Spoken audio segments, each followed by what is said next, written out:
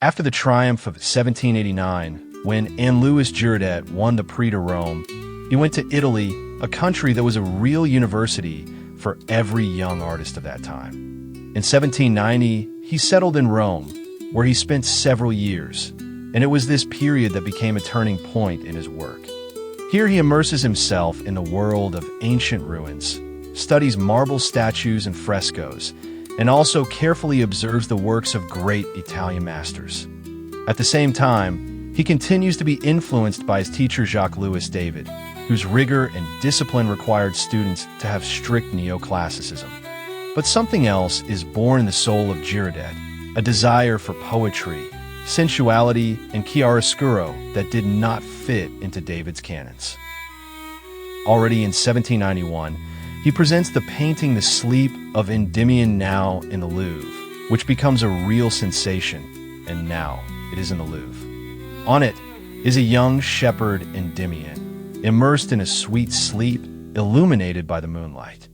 It was a completely new sound in French art. Instead of strict heroics, gentle intimacy, instead of direct allegory, sensual beauty. It was this work that made Giroudet famous and cemented his name among artists who sought their own voice outside the framework of academic rules. In Rome, he also creates other works, inspired by ancient themes and the nature of Italy.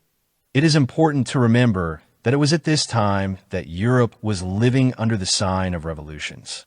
France was already raging in the Great French Revolution of 1789, 1799, and many artists had to determine their position on the new political realities.